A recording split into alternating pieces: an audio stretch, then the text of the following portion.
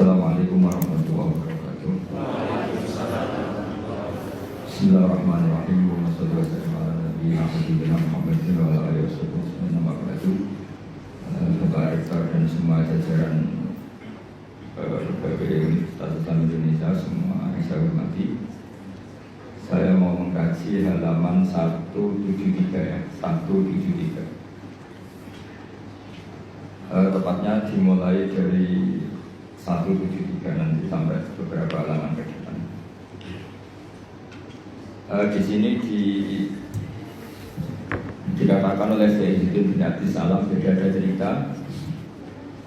Ya, saya ulang lagi ya, kelebihannya kitab ini adalah misalnya satu cerita yang linier, tapi nanti menjadi kesimpulan hukum. Kita tahu Nabi Musa itu orang Israel yang hidup di Mesir. Mesir dulu bahasanya Al-Qibti, makanya sekarang jadi Egypt. Jadi kalau dulu orang Arab dulu bilang apa? Al-Qibtiyah, apa? Al-Qibtiyah. Sehingga kalau mengistilahkan di antara istrinya Nabi namanya Maria Qibtiyah, artinya berbangsa apa? Mesir. Jadi bahasa Mesir itu sebenarnya salah, karena Misro itu artinya kota. Namanya itu ya Qibtiyah itu. Kalau Misro itu namanya apa? Kota.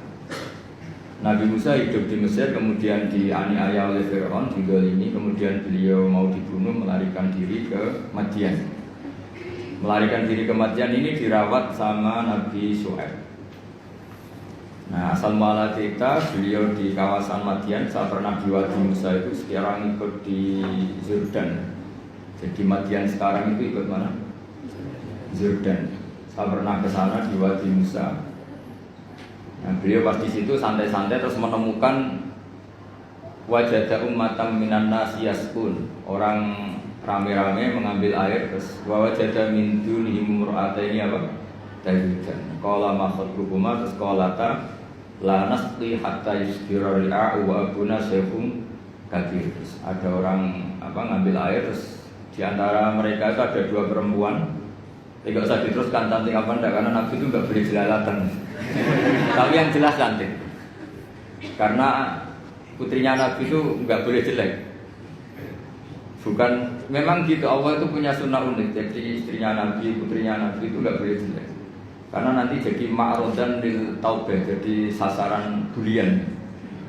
Jadi mulai dulu memang aturannya gitu. Enggak tahu saya bikin aturan siapa, tapi memang seperti itu. Sehingga kalau dalam tradisi kiai katanya marisi Nabi ilmunya susah, penting marisi punya istri cantik. Karena nggak ada Nabi yang istrinya jelek. Tapi kalau dosen boleh karena takdir. Karena ulama itu warasatul. Jadi pada marisi yang lain-lain itu berat ya sudah. Ya. Akhirnya ini cerita ya, tapi ini nyata nih. Akhirnya ditanya sama Nabi Musa, kenapa kamu tidak ikut berebut ngambil air, karena air di sana susah. Terus saya tidak bisa, kita ini perempuan, kalau berebut pasti salah. Dan kita harus kerja mengambil air sendiri karena wabuna syabung kabir, kita punya orang tua sudah sepuh, sudah tua. Karena Nabi ini orang yang punya mukjizat. Terus Nabi Musa ada batu besar gitu, cara Jawa diangkat, digerukak, cara Jawa diangkat, kuat terus mengeluarkan air. Akhirnya ya sudah, kamu ngambil air di sini, kata Nabi Musa. Setelah itu beliau diam di tempat itu lagi. Dua perempuan tadi pulang. Setelah pulang bilang ke abahnya, saya tadi ketemu seorang pemuda. Lah ini kali ini ada katanya ganteng. Jadi ini agak karena ada Nabi, yang dua perempuan tadi ada Nabi. Jadi nyifati cowok itu, saya tadi ketemu pemuda ganteng baik. Terus sama Nabi Syuaib, sudah kamu panggil lagi. Orang itu telah berjasa sama kamu panggil lagi, kita kasih sesuatu. Artinya terus ini dibabkan oleh Sayyidina bin Abdis Salam. Adatul akhyar, tradisi orang-orang baik itu mukafa'ah, memberi imbalan sama yang berbuat baik. Jadi nggak bisa kita cara Jawa modal maturun itu nggak bisa. Jadi itu keliru itu nggak modal itu. Sehingga dibabkan faslun fi mukafaatil ihsan bi misli al-afdhalah. Jadi bab seharusnya seseorang itu membalas satu kebaikan dengan yang setara atau syukur-syukur lebih. Singkat cerita, akhirnya putrinya Nabi Syuaib kembali lagi ke Nabi Musa. Saat itu Nabi Musa sedang bertarung dengan dirinya. Beliau berdoa gini sama Allah. Ya Allah, saya ini orang baik. Jadi ngaku orang baik itu boleh asal baik betulan. Saya ini orang baik. Tapi saya ini butuh sesuatu. Tapi kalau saya minta sama yang saya kasih upah itu nggak baik karena saya nanti tidak ikhlas. Tapi nyatanya saya butuh. Pas bergumam begitu, putrinya datang terus bilang inna abi yad'uka liyajziyaka ajrama saqaita lana. Jadi apa? Lebih vulgar. Jadi ini tradisi Nabi sama Anda itu beda. Saya ulang lagi ini sambil latihan bahasa Arab sama latihan filsafatnya orang-orang baik. Putrinya Nabi Syuaib itu tidak Nabi, sehingga kalau ngedikan lebih kasar. Bapak saya mengundang kamu supaya memberi upah atas apa yang pernah kamu lakukan. Jadi ada kalimat ajroma saqaita lana. Pakai kata ajrum, ujur, upah. Padahal Nabi Syuaib tidak mengajarkan seperti itu. Setelah diceritain putrinya, tolong orang itu panggil. Saya ingin mukafa'ah, saya ingin membalas jasa. Tapi oleh putrinya itu dibahasakan apa? Upah, jadi lebih kasar. Terus singkat cerita Nabi Musa ikut pulang karena beliau nggak tahu jalannya, beliau di belakang. Kata cerita itu entah kena angin entah apa, yang jelas nggak pakai celana, mungkin pakai maxi atau pakai rok gitu. Agak terbuka sedikit karena Nabi itu ya Nabi betul memang. Sudah, Mbak kamu jalan di belakang, nanti jalannya kamu yang mandu. Kalau saya di belakang kamu nanti tahu macam-macam. Akhirnya Nabi Musa di depan, yang putrinya Nabi Syuaib di belakang. Terus kalau kanan kirinya dipandu, ayo kiri kanan gitu, soalnya gitu. Singkat cerita sampai di rumah sudah dihidangkan makanan yang lezat, yang mewah. Terus kata Nabi Musa, kita ini inna ahla baitin, kita ini dari keluarga terhormat yang tidak terlintas dapat balasan atas semua kebaikan yang kita lakukan. Jadi mukadimahnya sudah keren. Kita ini satu keluarga punya tradisi kalau melakukan kebaikan itu gak ingin dapat apa? Balasan. Kata Nabi Syuaib, kita dari satu keluarga yang kalau ada orang berbuat baik itu ramatur wontok tapi menjamu. Pokoknya adu tradisi besar yang luhur tentu. Terus Nabi Musa dipaksa harus mau ikut apa? Makan jamuan. Yang mulai usir putrinya Nabi Syuaib tadi. Kata Nabi putrinya Nabi Syuaib muji-muji bahwa pemuda ini qawiyun amin, orang yang kuat karena bisa ngangkat batu besar, aminun terpercaya karena harusnya bisa melihat entah apa, entah tumit, entah apa. Itu sudah satu kemewahan. Kalau di Arab melihat itu tuh kemewahan. Kalau di Indonesia kan enggak. Karena banyak pakai celana pendek. Jadi itu kalau di Arab. Sampai orang Arab itu kalau melihat resepsi itu senang. Padahal orangnya cadaran itu kadang hanya melihat tumit. Itu sudah mewahnya bukan main. Di sini alhamdulillah tidak mewah. Karena lebih ekstrim banyak. Akhirnya disifati amin. Terus ditanya sama bapaknya, kenapa kamu mensifati Musa itu qawi karena bisa ngangkat batu? Kenapa kamu sifati amin? Tadi dia di belakang kita karena melihat sesuatu. Tadi tumit, tadi hanya tumit. Terus minta kita di belakang. Karena Nabi Syuaib tahu arahnya putrinya itu senang, terus masyhur itu. Terus Nabi Syuaib menghentikan inni uridu an unkihaka ihtabnatayya hataini ala an tajurani sama yang hijab. Saya ingin menikahkan kamu dengan salah satu putri saya. Tapi syaratnya kamu harus mengkhidmati saya bekerja di sini minimal 8 tahun. Karena Nabi Syuaib itu berdagang, jadi kalau gratisan nggak mau. Jadi Nabi Syuaib itu ya unik. Beliau Nabi yang besar karena dagang. Makanya masyhur setiap Nabi Syuaib yang diperingatkan ke kaumnya apa? Auful mikyala wal mizana wala tabkhusun nasa asya'a. Jadi ini bagian dari ulumul Quran. Jadi Nabi itu kelihatan polanya. Kalau beliau menghentikan perdagangan berarti beliau ditakdir profesinya itu dagang. Sehingga Nabi Syuaib itu setiap diceritakan Quran pasti yang diceritakan itu menghentikan beliau auful mikyala wal mizana wala tabkhusun nasa asya'a. Akhirnya terus di situ jadi ketentuan fikih bahwa maharnya perempuan itu tidak harus berupa materi tapi boleh profesi. Jadi Nabi Musa itu tidak punya uang karena dia posisi orang pelarian ya dari Fir'aun. Tapi beliau sanggup jadi karyawannya Nabi Syuaib berapa? 8 tahun. Imbalan dapat putrinya. Terus kata Nabi Syuaib, Fa'in asmamta asron famin indik. Tapi kalau kamu menjadikan itu 10 tahun maka ya nggak apa-apa. Ada kalimat lain, wama uridu an asyukwa alaih. Tapi saya tidak ingin memperberat kamu. Singkat cerita Nabi Musa akhirnya mau. Terus kemudian beliau menyempurnakan sampai 10 tahun. Terus oleh Nabi Syuaib itu dikasih tongkat. Jadi tongkatnya Nabi Musa yang sakti itu tidak dari bapaknya tapi dari mertuanya. Makanya terus sekarang banyak mantu yang ngincer warisan mertua itu. Itu ya agak ada sejarahnya. Jadi kadang-kadang mantu itu sopan itu harus dicurigai. Dan biasanya orang-orang sukses itu anaknya di Jakarta di mana-mana ada satu mantu di rumah. Itu kadang modal balsem dapat warisan. Jadi kalau mertuanya sakit itu dikasih balsem salon pas, kelihatan peduli sudah akhirnya dapat warisan sama hidup. Itu tidak tahu itu haram apa enggak, kayaknya haram karena trik gitu, kategorinya itu. Karena dalam faraid itu mantu enggak termasuk ahli waris. Ngomong enggak kanggu kalau dalam faraid mantu itu orang enggak kanggu. Tapi ada sejarahnya mantu dapat apa? Tongkat sakti. Tapi intinya yang jasa besar Sayyidina bin Abi Salam adalah satu tarikh, satu manaqib itu menjadi hukum fikih. Itu kelebihan Sayyidina bin Abi Salam. Sehingga beliau itu semua cerita yang kelihatannya biasa saja, beliau tahu kalau itu menjadi ahkam fikih.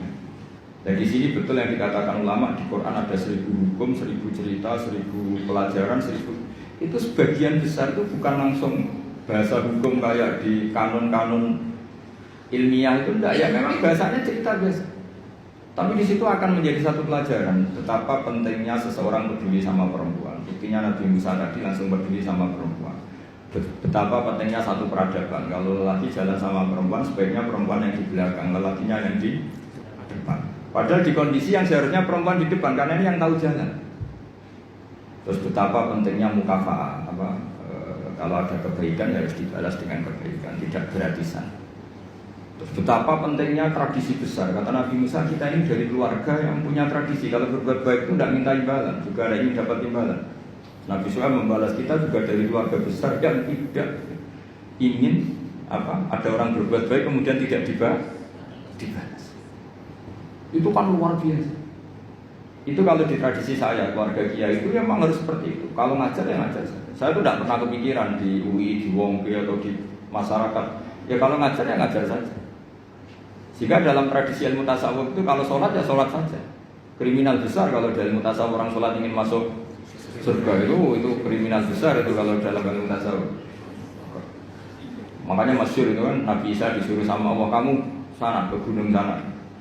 Pertama ketemu masyarakat yang sholat terus ibadah terus sampai kurus semua. Ditanya kenapa kamu ibadah sampai kurus seperti ini? Karena kita ingin masuk surga. Terus kata Nabi Isa ibadah tujjar, ini ibadahnya pedagang. Kalau melakukan sesuatu harus dapat laba. Komentari ibadah tujjar. Terus jalan lagi ketemu orang yang sama, yang kurus, yang ibadah terus. Ditanya, kenapa kamu ibadah terus? Kita takut neraka. Terus kata Nabi Isa, ibadatul ibad.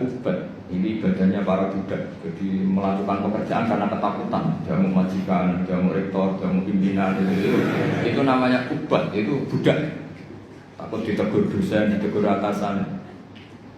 Terus kelompok ketiga itu orangnya happy. Cara Jawa itu badannya klemis itu nyaman. Air mukanya ya nyaman, fisiknya ya nyaman, terus ibadah ya nyaman. Ditanya, kenapa kamu nyembah sama Allah? Karena rindu, karena senang. Nabi Isa ikut gabungnya gitu. Ibadatul muhibbin, ibadahnya orang yang mencintai Allah. Karena sebetulnya Allah itu yang tersinggung. Masyhur itu dalam riwayat hadis qudsi Allah ngendikan gini. Ada orang soleh ibadah terus. Kenapa kamu nyembah saya? Ya karena saya ingin masuk surgamu ya Allah. Yang satu ditanya, kenapa kamu nyembah saya? Saya takut nerakamu ya Allah. Terus kata Allah, laulam akhluk jannatan wala naran alam akun ahlan an uto'a. Itu masyhur. Sama harus hafal hadis itu supaya nanti ikhlas. Ya dihafalin aja gampang hafalannya. Laulam akhluk, andaikan saya tidak menciptakan, akhluk itu mutakalim, jannatan, saya tidak menciptakan surga wala naran dan tidak menciptakan neraka. Alam akun ahlan anu to'ah. Apa terus aku iku ora pantes mbok sembah? Gue tetap pantes Gusti.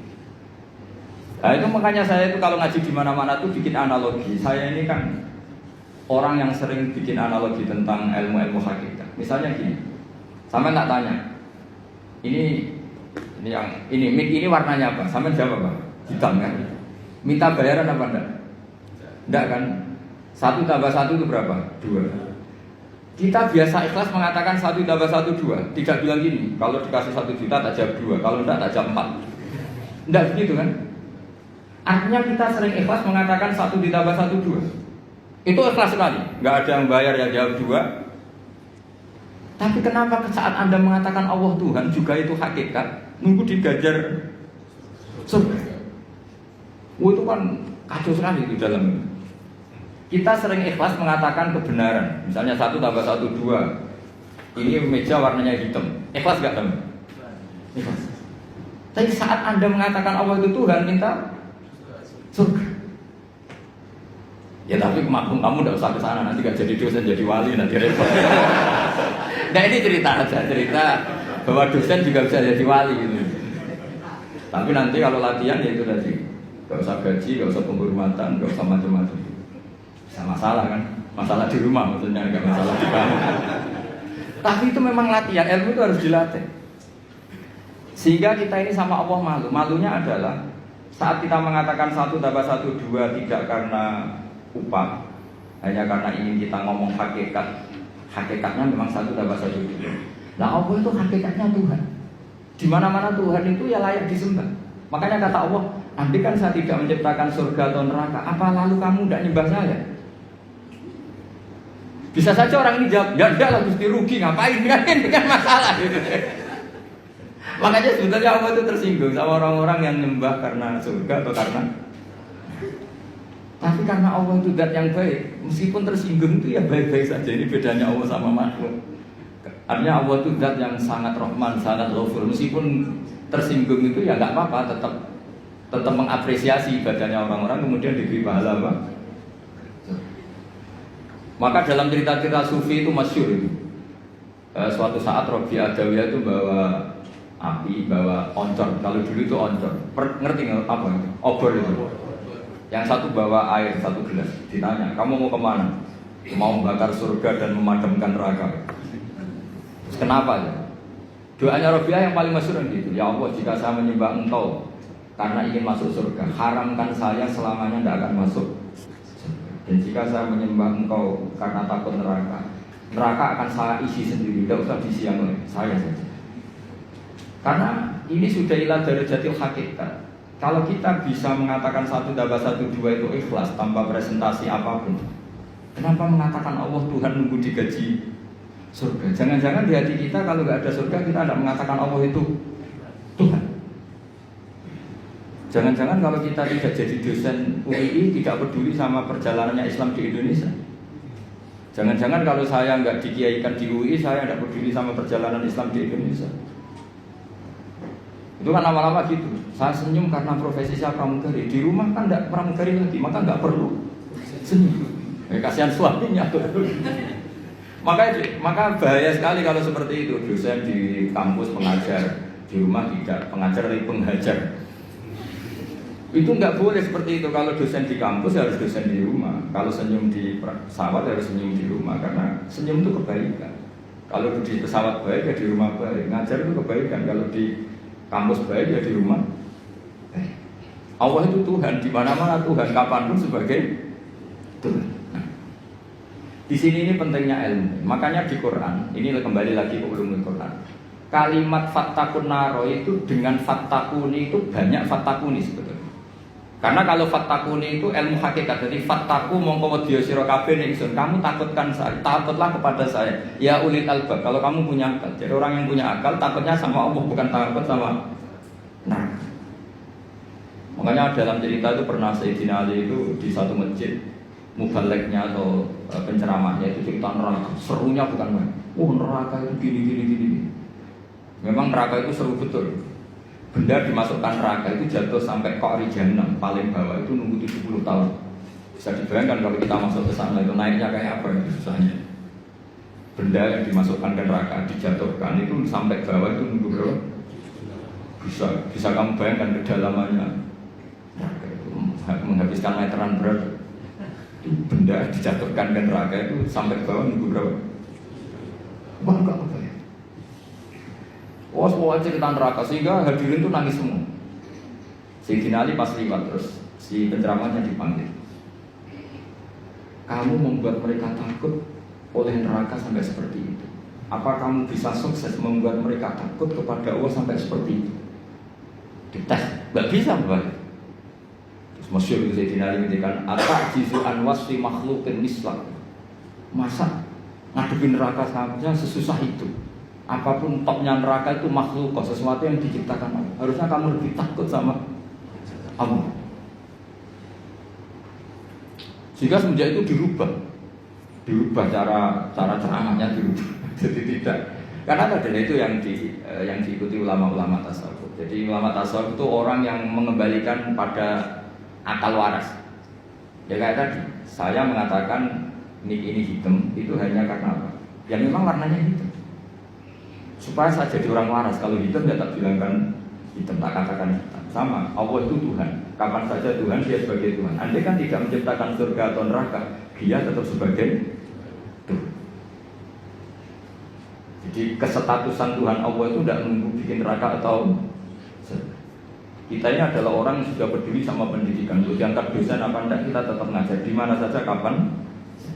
Senyum adalah kebaikan. Bahwa kamu sedang jadi pegawai bank maupun enggak, ya tetap semuanya harus gitu.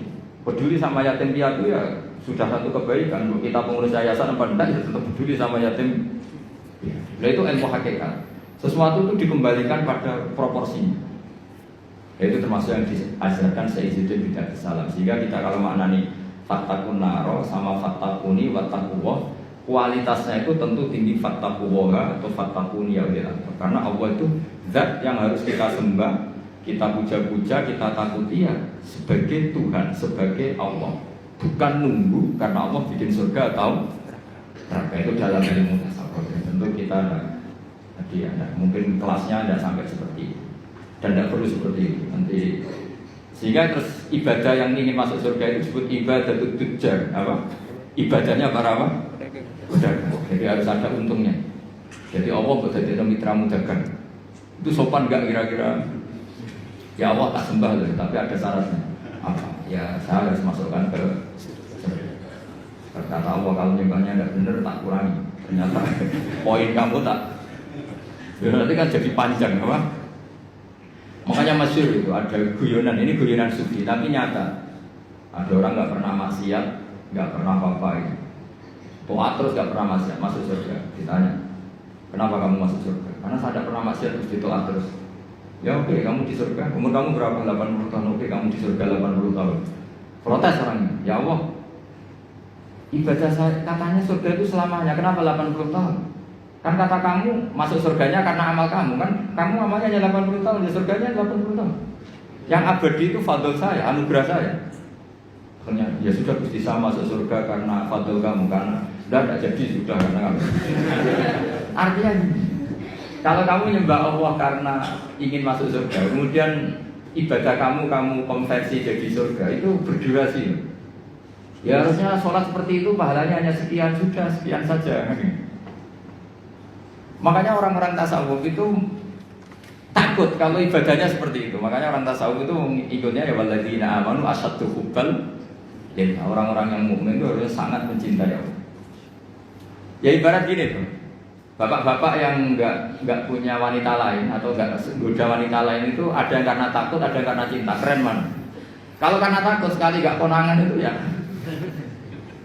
sudah lampu merah. Tapi kalau karena cinta, konangan tidak konangan ya tetap enggak macam-macam itu. Nah itu orang-orang tasawuf, orang yang sangat mengagumi fitrah salimah, bahwa kita menyembah Allah ya karena dia sebagai Tuhan, bukan karena dia menciptakan surga atau apa.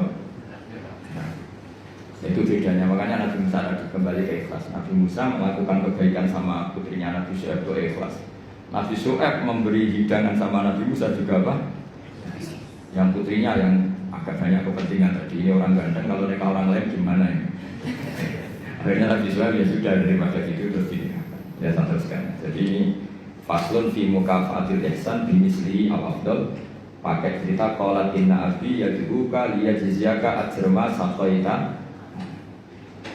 Terus cerita kedua ketika Nabi Ibrahim dapat tamu para malaikat ngendikan qalu salama. Terus Nabi Ibrahim dia qala salam. Jadi yang agak aneh tapi didengar saja. Wastaqrada Rasulullah sallallahu alaihi wasallam dzikron wa radda ziyadatan faqala khairukum ahsanukum qadran. Jadi Nabi itu pernah berhutang, kira-kira kalau di Indonesia itu ya hutang anaknya sapi loh bahasa Indonesia. Pedet. Masa bahasa Indonesia pedet? Apa? Anak sapi. Wah, alasan Nabi itu kira-kira kalau di Indonesia itu ya hutang anak sapi. Pedet itu. Tapi pas membayar pakai sapi. Tapi ini jangan dipakai alasan rentenir. Terus sahabat ada yang protes, ya Rasulullah, engkau kan hanya punya hutang apa? Anak sapi ya, atau pedet tadi. Kenapa bayarnya pakai sapi? Terus Nabi ngendikan khairukum ahsanukum qadha. Yang terbaik dari kalian adalah saat bayar itu lebih. Nah, ini yang masalah ya, makanya saya bilang ini masalah. Kata guru saya, kata Mbah Mun, kata bapak saya, Islam itu ngaramno riba tapi yo ngaramno medhit gitu. Lah orang-orang soleh sok ngaramno riba itu mau ngaramno riba tapi enggak ngaramno medhit. Sebenarnya yang diharamkan Islam itu dua, riba yang haram, medhit yang haram. Sudah ini enggak usah didalam-dalamkan nanti jadi fitnah. Jadi yang diharamkan Islam itu dua sekaligus, apa? Riba yang haram, pikir juga. Coba sampean bayangkan, misalnya saya punya utang sampean 10 juta. Harusnya Januari kemarin harusnya sudah lunas sampai Februari. Jakarta ke sini naik pesawat, nabi saya nelpon ya pakai pulsa. Kirim utusan ya pakai utusan dan bayar. Setelah itu saya nyaur 10 juta pas. Padahal nagenya dia ke saya sudah menghabiskan tiket. Berapa? Tapi sampean bisa mengelak, salahnya sendiri nagih, wah ya repot. Sampai nagih itu ya karena ngelangkai apa? Janji. Pertanyaannya adalah kalau kamu nyaur pas 10 juta itu kerugiannya kan banyak. Tapi kalau kita mengatakan wajib nyaur plus uang kerugiannya, kita nanti mensyariatkan. Makanya sebetulnya Islam itu tadi ya mengharamkan riba, tapi yang mengharamkan itu aja gak usah diteruskan nanti jadi fitnah. Tapi yang jelas Rasulullah itu pernah hutang apa? Sapi. Udah nyaurnya sapi. Ketika ditanya jawab Nabi, khairukum ahsanukum qadha. Yang terbaik dari kalian adalah saat nyaur dikasih. Karena saya jadi kiai itu paling pusing ngadepi itu, paling pusing. Biasanya kalau orang-orang kampung saat rukun itu kan ponakannya khitanan atau kawin nikah itu kan dibiayai paginya. Biasanya dijualkan sapi atau apa. Zaman itu tahun 70. Itu harganya sapi itu baru 3.000. Setelah 2005 alhamdulillah tukaran bentrok ya. Waktunya kan ditagih, namanya tukaran ditagih. Yang utang itu senengannya, pasti aku mau lompat 3.000, saya tak selalu 3.000. 3.000 itu ada dapat cilok. Lah yang utangi itu ingetnya itu pas itu jual apa? Sapi ya, dibayar sapi. Dan akhirnya kita sebagai kiai kan bingung, tidak ikut makan uangnya tapi harus jawab. Terus saya jawab ini, andaikan saya jawab langsung putus enggak Pak? Kalau langsung putus tak jawab, kalau enggak mau. Kan rugi jadi kiai kan ternyata enggak final kan enggak keren. Enggak Gus, kalau sekali jiran jawab kita taslim, kita menerima. Ya sudah kata saya, bayarnya sapi saja. Dulu ya bayarnya sapi saja, saya tidak mau jutaan. Tapi ternyata yang ngutangi berengkel. Loh sapinya itu andaikan masih itu anak cucunya dapat. Wah repot kalau gini. Jadi dia nggak mau dibayar satu sapi, harus plus anak cucunya. Apalagi kalau sapinya sering selingkuh, anaknya. Tapi yang utang itu tidak kalah pinternya. Itu nak urip sapi mula, nak mati. Wah repot ini. Makanya saya itu kadang sama orang awam itu yang mantel karena itu singal kan. Coba sampean kalau jadi kiai, kalau Anda dalam posisi saya milih mana? Milih pakai ukuran apa? Karena kita riba ya takut, medit ya takut. Terus akhirnya saya bilang, ya sudah, katanya sudah setuju kalau sudah saya ngomong pasti final. Ya udah, tak suruh nyawa sapi. Jangan pakai uang, uangnya jangan pakai uang. Karena kalau pakai uang itu mesti setelah itu masih denger-denger. Sapi itu harganya beda-beda. Misalnya di sahur 20 juta. Lah aku ingin tuku sapi itu 1 juta, berarti kurang 5. Ya tak akan ngeleng-ngeleng, sapinya zaman itu kayak apa yang sudah nunjuk di pasar, yaitu aja dibelikan. Karena kalau pakai uang pasti. Dan nanti yang 20 juta yang bayar dengar-dengar, oh sapi kayak itu hanya 15. Nanti minta susu kan panjang. Jadi susahnya jadi kiai itu di situ. Makanya konversi utang, saya itu punya geladak itu rumah kuno. Itu dulu buyut saya bikin, itu hanya habis 700 rupiah. Sekarang geladak saya pernah orang antik itu nawar sampai 500 juta. Coba kalau itu dinilai dulu itu hanya 700. Maka ada anak ada cerita. Lalu riba itu maknanya apa? Menambahkan dari nilai intrinsik uang apa-apa. Debat. Sudah ini enggak kajian debat tentang itu, malah jadi fitnah. Saya pastikan di majelis ini fatwa saya riba yang haram, medit ya haram, itu mesti aman deh. Riba yang haram, medit ya haram. Ada cerita apa? Nabi itu wastakrodo Rasulullah bikron tapi warodda ziyadatan. Ziyadah di sini itu bukan uang, di semua riwayat apa bukannya pedet, nyaurnya itu sapi, jadi bukan pedet plus uang atau duit itu enggak. Mohon saya teruskan. Faslun fil ihsan bil ghorsi. Jadi ada orang nanam tanaman di mana saja, kemudian kata Rasulullah SAW ngendikane ma min muslimin yang risu ghorsan ilaka nama ukila minhu sodakotan wa ma surika minhu sodakotan. Jadi Nabi itu dikatakan ngendikan wa ma akala sabu fawalahu sodakot. Tidak ada seorang mukmin atau muslim menanam satu tanaman, misalnya Anda menanam mangga di tengah hutan atau di tanah kamu sendiri. Kata Nabi, itu dimakan burung ya sedekah. Bahkan Nabi ngendikan ada yang mencuri juga sedekah. Maka sebetulnya sistem pencurian yang seperti itu sebetulnya bisa setengah-setengah dilegalkan. Tapi jangan mengajari mencuri. Tapi lagi-lagi jangan mengajari kikir juga. Karena sampai dikatakan mencuri itu juga karena yang punya ada makanya uniknya Nabi ketika wa masuri qaumin huya sodako, yang dicuri pun nanti berstatus sodako. Tapi ya jangan mobil. Ya yang ringan-ringan. Itu kalau di kampung saya, umumnya kampung lah, masih di kampung. Di kampung itu ada adat unik. Kalau ada orang punya semangka banyak, kemudian ada tukang penggembala ngambil satu. Itu kalau ditaboi atau disalahkan, itu orang menyalahkan yang punya semangka. Wong kok medite ngono kok geger. Ada konsensus, ada apa?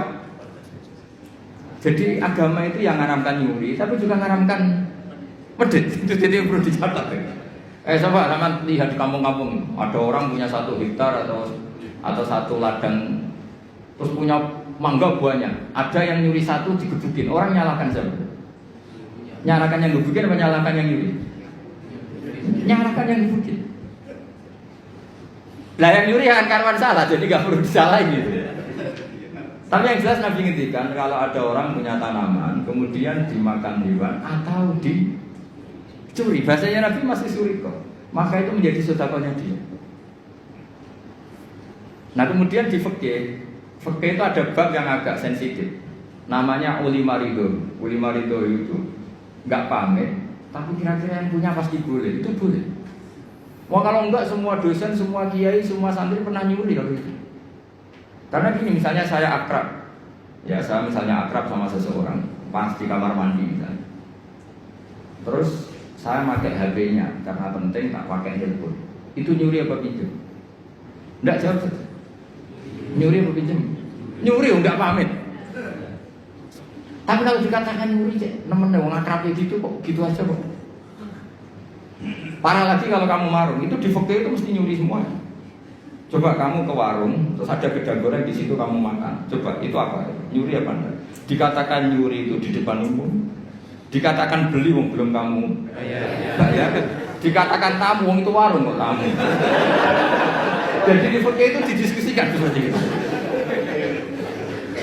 Nah, kalau dikatakan Ya coba itu status kamu makan itu apa coba? Ketika Anda makan statusnya apa? Nyuri kan, kalau kebetulan bakulnya pas ke dalam. Loh nyatanya ada yang nyuri juga, habis 3 bilang 2. Coba seperti itu. Nah di fikih itu sampai jadi debat ya. Jadi perdebatan seru itu. Namanya bek mu'atoh. Fikih itu bakas bek apa? Mu'atoh. Bek mu'atoh itu tidak ada ijab qabul, tapi secara adat seperti itu. Ya saya ulang lagi, gak ada ijab qabul, tapi secara adat seperti itu. Akhirnya kita ngambil gedang goreng sampai 5. Nanti kelihatan nggak benernya begini, kita punya asumsi, punya estimasi, harganya per satu itu 1.000. Ternyata sama bakulnya bilang 5 berarti misalnya 10.000 apa? Kita akan estimasinya 1.000, ternyata diregani 2.000. Kita akan kaget. Jadi lalu pertanyaannya, fikih itu menjawab, lalu yang kita ikuti dengan jadi hakim itu kata baik, penjual apa pembeli? Kita harus sepakat pembeli karena dia yang punya. Dan kamu tidak dimasukkan jual beli tapi ifsad, merusak harta orang lain tidak pamit, maka kamu diberi sanksi, harganya mahal. Jadi sebenarnya kalau di fikih adil kan penjualnya bilang harganya 100.000, itu di hakim harus menang yang penjual, karena kamu merusak harta orang lain tanpa pamit. Jadi akadnya bukan jual beli tapi merusak hak orang lain. Maka itu kalau di persidangan dimenangkan penjual karena pemilik. Ya terserah saya, yang punya saya. Mau apa kalau kamu? Kamu aja selonang-selonong apa? Makan yang nyuruh. Makanya saya pernah kenal sama Kiai Jawa Timur, itu orangnya khusyuk. Itu kalau marun itu sampai bakalnya mantel. Teman saya mondok. Bu, ini gedang goreng gini pinten. 1.000 dek, ini dibayari 1.000, baru dimakan. Masih di tempat itu dia kepengen lagi, akad lagi. Bu, ini pinten. Ini tela goreng harganya pinten 1.500, dibayar lagi. Saking ininya akadnya itu jelas. Lama-lama anak itu tiap marung, dia aja marung rene ngene wong. Jadi kadang orang bener itu yang repotno gitu. Orang bener itu kadang yang repotno, tapi itu memang bener betul. Nah, makanya di fikih itu ada bab namanya bab olimar itu. Di kampung itu kalau ada orang punya semangka 1 hektar atau punya pohon mangga, kok orang ngambil 1 pamit itu mesti dimarahin kalau orangnya dermawan. Cung ngono ya kok paham, kena butuh yang berjubuk. Makanya saya katakan nyolong ya haram, tapi medit juga. Ya itu aja Gus, nggak usah terus berarti Gus Pak ngalalkan nyolong ya enggak. Kamu itu nggak nyimpulkan sekacau itu ya enggak seperti itu. Tapi ini saya hanya maknani hadis. Kenapa Nabi ngendikan wa masuri qaumin husotako, yang dicuri pun berstatus sedekah, karena bahasa nyuri itu bahasa yang sudah ngekot. Dikatakan nyuri karena nyatanya tidak pamit. Dikatakan sedekah nyatanya yang punya ikhlas. Ini kan dua bahasa paradok. Wong nyuri kok distatuskan sedekah. Dari definisi nyuri ya memang nyuri enggak pamit. Tapi dari nyatanya halal karena yang punya ridho namanya sedekah. Kamu milih mana? Bahasa nyuri apa sedekah? Ya nyurinya ya ada. Sedekahnya juga ada. Ini jelas, ini hadis sahih wa ma surika minhu sedekah. Terus wama akalas sabu fawalau sedekah. Misalnya yang makan itu burung atau apa ya juga jadi sedekahnya dia. Makanya di fikih bab paling sulit namanya bab mu'atoh. Itu perdebatan Imam Syafi'i dan Abu Hanifah. Mu'atoh itu adalah satu akad jual beli yang ditentukan oleh adat. Tidak ada ijab qabul. Ya itu tadi kayak orang marun tadi. Orang marun lalu makan gedang goreng itu statusnya apa? Atau naik bis. Sama kan nggak pernah kepikiran, karena sama nggak pernah mengkaji fikih serius. Yang kepikiran ya kita ini yang mengkaji fikih. Coba, saya naik bis. Biasanya saya kalau dari Jogja sering bis dari Semarang sampai Pandangan, sampai rumah saya Pandangan 4 jam dari Semarang. Jadi kalau saya ngajar ke sini itu 8 jam. Jadi kalau sampai tidak pintar ya kebangetan 8 jam. Coba sampai sekarang misalnya saya mau ke Jakarta, ada bis tak stop, berhenti kan, terus saya naik. Setelah 100 kilo atau 50 kilo baru ada tarikan uang, bayarnya sekian. Lalu sebelum Anda bayar kita punya apa? Pinjem apa gasap?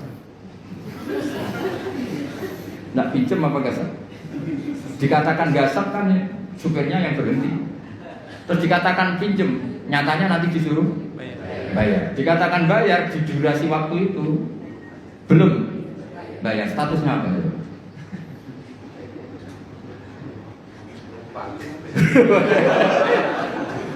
Lah kalau numpang begini, pas 50 kilo sebelum ditarik kondektor kamu turun. Jadi fikih itu punya sekian PR. Makanya di fikih itu mau tidak mau harus ada babun. Bab bagaimana transaksi sing ulima ridho, tidak ada akad yang verbal maupun eksplisit, tapi sudah diketahui kali itu pasti ridho.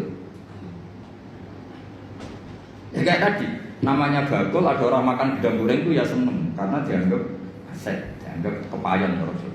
Tapi yang makan ini masalahnya punya estimasi, yang mulai masalah kan punya estimasi. Kemudian nak sanggup pas 2.000 gitu, ternyata di luar juga ada harganya 5.000. Makanya kalau kita sebagai kiai, saya sering punya santri yang pedagang gitu, mesti pesan saya, tolong tarif harga itu dikasih. Makanya kayak warung Padang, beberapa warung yang sudah gitu, pasti didian dia itu disuruh apa, nulis apa? Tarif apa? Harga. Karena kalau akad-akatan terus kan capek ini yang bakulnya ini. Ampun tuh dia dua badai yang bener gedang goreng ini harganya berapa? 1.000 dibayar. Itu anaknya orang sufi. Saking sufinya bapaknya itu dulu era Wesel itu gak pernah diwasel. Karena bapaknya itu orang sufi. Nanti kalau Wesel itu uangnya ketukar sama uangnya orang lain, itu yang dikasihkan dari uang saya, tapi uangnya orang lain. Jadi kalau ngirim anak itu pasti ada orang sufi itu. Kalau di UI kayaknya agak pernah ada. Sudah modern sekali. Sampai segitu karena takut uangnya itu ketukar. Yang kamu terima itu tidak uangnya bapak, tapi uang orang lain. Coba seperti itu sah nggak gitu? Misalnya Wesel online, yang dikasihkan uang kamu apa uang orang lain? Boleh nggak? Itu kalau menurut teori profesional kan nggak boleh. Mau miliknya orang lain kok di. Yang menjadikan boleh karena apa? Ulima ridho, orang lain itu juga ridho karena terganti. Kalau kamu ngajukan kredit ke bank, uang yang dikasihkan kamu itu uangnya bank itu uang orang banyak. Pamit gak? Wah ini bisa panjang kalau secara fikih. Makanya fikih itu ada bab nanya bab ulima ridho, ada transaksi yang tidak eksplisit juga agak verbal, tidak ada ijab kabul, tapi ulima ridho. Kira-kira orangnya itu. Jika di kampung-kampung menurut saya adat itu bijak sekali. Kalau ada orang penggembala, tapi kalau dosen ya jangan, kalau kiai ya jangan. Itu kalau ngelak ya ngambil degan milik orang yang banyak. Jangan yang orangnya miskin punya pohon hanya satu, yang kira-kira punya banyak diambil. Itu kalau yang punya dipamitin, Pak tadi saya ngambil degan jenengan itu mesti marah. Ngono kok pamit lah cocok. Karena dianggap satu sepele yang harus diridhokan. Akhirnya gara-gara pernah satu itu gak perlu pamit, yang lainnya ikut-ikutan. Lah yang mulai banyak itu yang loh kok tak kayak gitu. Jadi kalau 1-2 kan dimaklumi. Makanya kalau di dunia kiai, ini kisah nyata ya. Ini bukan anekdot kisahnya. Ada kiai sufi. Kebetulan ini saya kenal orang ini karena masih keluarga. Orangnya sufi sekali. Itu punya pondok, pondoknya itu model pondok yang berkah gitu. Yang nyantri orang-orang Madura. Itu kalau ayamnya kiainya makan, itu kalau santri makan kan di Nampanan. Itu Pak Rektor tahu karena pernah mondok. Di Nampanan Pak Rektor. Pak Rektor itu temennya itu murid saya. Ngajinya di Kudus. Itu dulu pakai nampan. Itu ayamnya datang ke Pak Rektor itu nggak berani busa karena ayamnya kiai. Padahal sudah dinampan tinggal makan. Ya semuanya nunggu. Wah, ayamnya dapet, dihabisin aja. Kiainya tahu karena kiainya orang sufi terus bikin gini. Ya wes dong, nah ayam saya makan makanan kamu halal. Seneng. Terus digasang sama santri-santri. Jadi kalau jam makan disengajakan gitu biar ayamnya pada datang terus ditutup disembelih. Maka kebaikan itu kadang punya efek keburukan tadi. Satu orang dikasih ridho, ya sudah dong degan satu gak apa-apa, semuanya ikut. Karena ngasih tahu ternyata Pak Kaji itu gak apa-apa, kalau mau ngambil aja. Singkat cerita suatu saat yang makan itu bukan ayam tapi kambing. Akhirnya pikirannya santri tadi itu masuk ilmu yang definisi yang pertama, berarti halal juga. Disembelih kambing bukan ayam lagi, ini sudah kambing. Nah setelah kambingnya hilang, Pak Yai tadi mau ngaji gini, beliau datang ke majelis tapi tidak ngomong sama sekali. Kelihatan emosi, menahan emosi. Santri diem semua, takut semua. Terus ada santri cerdas, ini sudah di majelis kok tidak ngajar, nggak ngomong, nggak marah tapi cuma diem, ngempet emosi. Wal kadhimin al itu kira-kira. Yang di belakang tahu ini pasti urusan kambing. Yai, jangan marah karena kambing ya. Kiainya ya cerdas langsung bilang, yo kegedean aja. Maksudnya itu. Jadi yang belakang itu langsung bilang, Yai katanya yang makan makanannya santri itu halal. Nah kambing Pak Kiai makan makanan santri maka halal. Yo nak pedes kegedean aja. Kalau kambing itu ya kebesaran itu maksudnya. Nah cerita di kampung juga seperti itu. Ketika satu degan itu dimaklumi, orang itu kadang ngambil 10 dijual. Oh, itu kebanyakan ya berarti. Nah makanya di fikih itu hebat. Makanya Imam Abu Hanifah mengesahkan beul mu'atoh. Mu'atoh itu ulung-ulungan. Jadi tidak ada akad. Makanya kalau seperti penjualan online atau yang pakai apa terus uang ngambil sendiri, ngambil kembalian sendiri, itu repot kita sesat. Makanya fikih menyediakan banyak jualan yang seperti di kampus-kampus seperti SD. Kalau bapaknya pas pulang, anak ngambil sendiri, nanti ngambil susu kembalian sendiri. Itu menurut Hanifah sah, dimasukkan bab mu'atoh, melebu berdefinisi aulima ridho. Karena kalau kita sebagai teman akrab, misalnya di kamar mandi ditotok-totok, aku pinjam HP-nya, mesti tersinggung ngono ae kok. Paham ya? Pinjam pulpen. Sebenarnya pinjam pulpen itu haram. Yang namanya pinjam itu sesuatunya utuh. Kalau pinjam pulpen kalau enggak itu mansinya. Pinjam HP, pulsanya kalau kan. Kalau nurutin gitu, wah kita dosa terus. Mau pinjam kok ada yang apa? Berkurang. Definisi isti'arah atau arah itu maaf bapak ini sesuatunya masih utuh. Coba saya pinjam mau ke kamar belakang, airnya terkapur, terkurangi enggak? Tapi masa redaksi? Saya pinjam kamar mandinya, minta airnya. Itu kok mesti saya berbuat tersinggung. Kok segitunya itu? Maka lagi-lagi tadi nyolong ya tetap haram, tapi medit. Jadi kira-kira kalau Nabi masih sugeng, kok ada orang nyolong pelem, cuma nyolong. Tapi kalau yang punya marah, cuma medit. Kira-kira gitu. Jadi nasihatnya kira-kira gitu. Jadi yang nyolong ya dididik, yang medit juga dididik. Ini jelas hadisnya apa? Wa masuri qomidhu apa? Sodakoton wa ma'akala sabu fawalahu sodakot. Baru ya seterusnya mau kembali ya. Baik, jazakumullah khairan. Mungkin di sini ada 2 atau 3 pertanyaan. 2 aja kalau 3 banyak. 2 pertanyaan mungkin dari Bapak Ibu yang bertanya. 1 dari Ibu mungkin.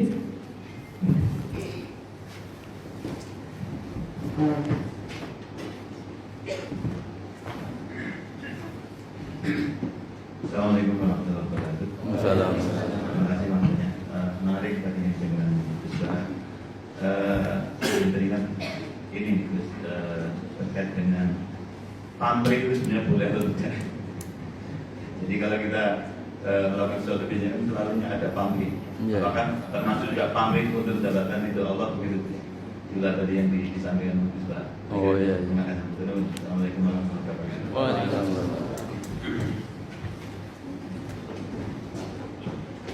Langsung aja, langsung 2 aja. Yang kedua. Yang kedua ada? Ya, kalau 1 bagus. Ada Gus. Oh iya.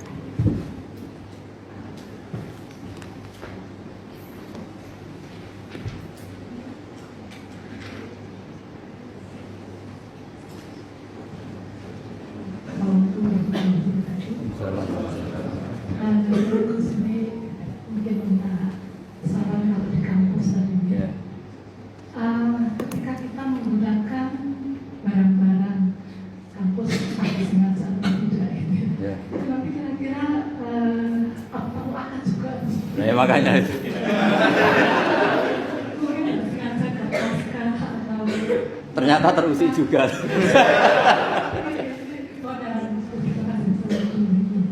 Waalaikumsalam. Ya, itu memang bab yang panjang. Ini saya tak jawab yang paling siapa namanya? Begini ya, kalau untuk daftar jadi wali seperti itu masalah besar. Tapi kalau tidak wali tidak apa-apa. Memang ayatnya jelas tuh ya. Banyak yang hafal mungkin ya. Ya ayyuhal muddatsir qum fa'anzir wa rabbaka fakabbir wa thiyabaka fatahhir wa rujza fahjur. Terus ditutup wala tamnun tastakbir. Itu semua ahli tafsir kalau maknanya gini. Wala tamnun lan ojo ngekei sira Muhammad. Kamu jangan pernah memberi orang lain. Tastakbiru hale arep-arep metu luwih akeh sira. Dari kata-kata kasir berhubung kena sin ditolak terus astaghfiru minta ampun. Berarti astaghfiru minta lebih banyak. Jadi kamu jangan pernah memberi orang lain dengan harapan dapat lebih. Itu semua ulama berdebat. Ada mengatakan itu khusus nabi dan para wali. Itu enggak etis kalau seorang nabi, seorang wali ngasih orang kok enggak ikhlas. Tapi kalau orang kebanyakan, ya kalau ada acara resepsi kan buuh. Kalau nanti punya acara enggak dibuih kan ya. Padahal tak tekani terus enggak tertekuk. Ya karena kita ini manusia biasa lah, mesti biasanya ya gitu. Sering dipinjemin sepeda motor orang lain, ketika terus kita pinjam enggak boleh mesti butuhnya kan. Padahal pas pinjam sering tak pinjemin, kenapa sekarang enggak? Jadi ada mengatakan ya kalau enggak wali ya boleh lah. Wong memang fitrah manusia itu kan ingin tadi, ingin diwongke. Kalau kita sering minjemin teman sepeda motor, suatu saat kita pinjam tidak boleh, pasti butuhnya itu. Padahal dulu sering itu sudah diperingatkan sama Allah wala tamnun tastaksir. Jadi jangan pernah kamu memberi orang lain kemudian Anda berharap mendapat lebih. Karena nanti itu nyuruh kayak mirip suap. Ya, atau misalnya kita ngasih pejabat tertentu atau yang punya otoritas tertentu, kemudian kita hanya ngasih 10 juta, inginnya dapat pegawai tetap misalnya, atau ingin jadi pejabat tertentu. Itu kan memberi dengan kalau yang seperti itu sudah mirip suap. Tapi yang repot kan yang masalah adat istiadat kayak ya buah, kalau di Jawa itu bilang buah. Kalau ada resepsi kita datang. Tapi nyatanya kalau kita punya acara dia ada datang kan kelihatan aslinya. Yang dulu katanya sok ikhlas, ternyata kalau nggak dibalas kunjungan juga enggak. Karena sama tanya hukumnya pamrih boleh enggak? Ya untuk orang kebanyakan boleh. Tapi yang sudah latihan jadi wali jangan. Nah pertanyaan ibu tadi begini. Itu banyak yang tersinggung, tapi ini hukum ya dia sudah biasa saja, biasa. Itu pengurus masjid di daerah saya itu sering curhat sama saya. Masjid sekarang kan bagus-bagus, termasuk toiletnya kan bagus. Itu banyak orang kampung yang toiletnya di rumah itu jelek atau memang nggak punya. Itu ke masjid benda ingin missing. Jadi kebeletnya di rumah lari ke masjid, karena masjidnya menyediakan toiletnya. Yang parah lagi, kalau tidur sekarang di masjid, ini yang cerita takmir. Ya, takmirnya kan sebagian sampai saat itu masjid di daerah-daerah Pantura. Dulu kalau tidur habis zuhur itu di rumah. Setelah masjid itu ada AC-nya, terus ada kipas anginnya. Lalu lucunya kalau mau pertemuan sama mitra bisnisnya atau keluarga, kok ketemu di masjid? Masjid. Nyalain AC, diskusi panjang lebar. Karena di rumah sumpah. Selain sumpah nggak ada AC-nya, ini kalau ada istri marah kan parah lagi. Panas dua-duanya suasana. Sehingga sekarang jadi adat-adat. Santri sama santri kalau ingin ketemu, pebisnis sama pebisnis kalau ingin ketemu juga di masjid. Nggak takut istri, diskusi enak, ada AC-nya, kalau butuh kamar mandi ya. Itu hukumnya gimana? Kampus juga gitu. Ini tambah ingin menyinggung. Sampai misalnya seorang dosen, kalau ketemu teman itu senang di kantor daripada di kos-kosan. Di kos-kosan nggak keren, apalagi pas nunggak takut ibu kos. Padahal di kampus, nanti ketemu di kantor. Padahal nanti setelah di kantor, menurut saya difasilitasi ada teh mungkin dari pihak kampus karena tamunya pegawai. Pertanyaannya, apa itu masuk anggaran yang disahkan UI? Jadi kalau nurutin itu panjang, itu bisa panjang dan lebar. Makanya itu pernah terjadi, tapi ini tentu nggak boleh ditiru karena wali. Kalau nggak wali sudah kayak umumnya orang itu. Itu Abdul bin Umar itu pernah malam-malam tuh ke pendopo kira-kira gitu ya. Dulu nggak ada pendopo tapi mirip-mirip. Nyalain lampu, padahal dia mau sholat mau ibadah. Kamu dari mana? Dari pendopo. Ini nyambut tadi siapa? Saya. Untuk apa? Untuk sholat gini. Jangan. Kalau sholat dulu. Kenapa? Itu pendopo milik rakyat. Jadi boleh nyala kalau ada acara dengan rakyat. Kalau kamu itu urusan pribadi meskipun sholat. Sampai segitunya namanya Umar negur putranya Abdul. Karena dia ikut abahnya di satu negara dapat hadiah. Istrinya juga dapat dia. Sampai pulang dilucuti siapa Allah. Ayo kembalikan ke Baitul Mal, ke kas negara. Lalu saya dikasih pribadi. Kalau kamu udah anaknya saya sebagai presiden dikasih enggak? Enggak ya sudah itu milik negara. Itu sudah sebelum ada Pak Jokowi punya adat kembalikan ke KPK itu dulu. Kalau dapat apa? Hadiah. Itu dulu pertama itu melakukan itu umat. Jadi wahyu ya berat. Makanya terus ada etika bersama. Misalnya mobil kampus ya kalau dipakai acara keluarga yang mencolok jangan. Jadi kalau deket-deket misalnya rektor atau dekan diundang keluarganya 7 kilo, masa pakai mobil kampus gak boleh. Tapi kalau sampai Rio ya keterlaluan keluarga kan. Ya pokoknya tanya nurani lah. Kira-kira itu menurut adat dimaafkan apa? Saya misalnya dapat mobil inventaris. Kalau dipakai 7 kilo, 10 kilo acara keluarga yang nggak ada hubungannya dengan UI, orang itu gampang maklumi. Tapi kalau ke Rio, terus pakai SPJ UI kan ya keterlaluan gitu. Jadi itu makanya Sayyidina Umar ketika ditanya, kamu mengelola harta negara, kemudian Anda menggaji diri kamu sendiri, ukurannya apa? Itu beliau baca ayat, saya, anak, kata beliau, saya mengurus Baitul Mal sebagaimana waliul yatim mengurus Baitul Yatim. Yaitu ukurannya apa? Yang honian falyastafif, kalau dia kaya yang cukup pakai milik pribadi, tapi wa man kana faqiran falyakul bil ma'ruf, kalau dia fakir maka boleh meman. Jadi itu ukurannya enggak ada, itu enggak hanya di kampus, Bu. Di pondok biasa ngalami seperti itu. Yang namanya pondok kan fasilitas pondok. Ada mobil infant. Tentu yang sering pakai itu ya keluarga kiainya, apa keponakannya, apa iparnya, atau apa. Tapi kiai-kiai yang sufi, termasuk bapak saya itu enggak mau betul. Saya itu mulai latihan kiai itu sudah punya mobil, karena ya takut pakai mobil pondok. Karena itu yang latihan kiai-kiai yang papan atas itu, yang sufinya papan atas itu, Mbah Mun itu tiap akhir tahun itu bayar listrik. Kata beliau, anak-anakku yang ngambil listrik pondok ya bayar. Padahal pikirannya santri itu kan dipakai anaknya, gurunya itu seneng, tapi kan bayar. Bapak saya bayar, sampai sekarang ya bayar. Sama pondok saya sendiri, karena pasti anak saya pernah pakai listrik pondok, pakai fasilitas. Jadi orang karena takut tadi, ya itu tadi. Coba misalnya jenengan, makanya kalau saya ditanya gitu paling susah ya di masjid tadi. Kita melarang itu tidak mungkin, masa orang senang masjid gak boleh. Kadang jadi kata cerita teman saya itu, kadang melayu ke koma karena harus kesusunan toilet. Tak tanya kenapa ada di rumah saja toiletnya jelek. Jadi masjid-masjid kampung sekarang itu kalau orang rumpi lebih betah, karena ada kipas anginnya. Jadi kalau siang nyalain kipas angin terus tidur, daripada di rumah dimarahin istri tidur di. Sekarang pertanyaannya, boleh nggak nyalain kipas angin untuk tidur? Nah kita misalnya, kalau masjid kota kan jelas ada aturan nggak boleh tidur, tapi sama jagungannya lama ketiduran. Jadi seperti itu tuh mau tidak mau. Makanya kata Abu Hanifah, fikih itu harus mengikuti mutoradil adat yang berjalan. Kan tidak lucu misalnya kita punya tamu di UI, ayo ketemunya nanti di kos saja, kan ini tidak milik saya. Orang itu tidak akan mengatakan itu sufi atau waroi, tapi muta'anid, orang yang mempersulit hukum. Macam segitunya. Terus nanti misalnya saya punya tamu 5 di Wipres, karena saya ngaturnya di Wipres, tamu 5 terus tehnya tak gaji pakai uang saya, itu kan yang menyinggung orang banyak. Masa gitu saja diganti. Jadi itu masalah-masalah yang ya tadi, masa satu degan saja kok nyuri. Tapi ketika dihalalkan nanti terus menerus. Ya makanya itu oleh Abu Hanifah dibabkan di alam raya ini ada yang namanya mu'atok. Mu'atok itu tahu-tahu ada perilaku sosial yang secara konsensus itu orang mudah hidup, disebut ulima.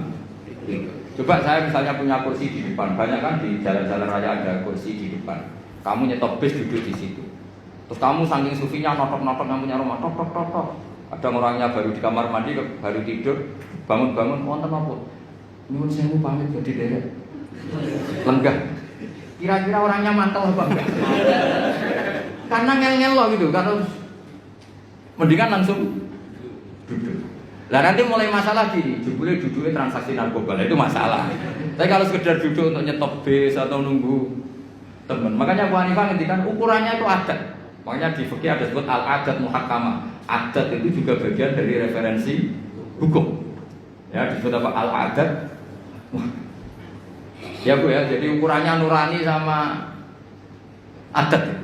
Jadi kalau tamu 1-2 ya pakai teh kampus. Tapi kalau tamunya 1 bis ya jangan. Satu bis itu yang pegawai OB-nya juga nggak orang itu kan mesti. Ya saya kira demikian. Assalamualaikum.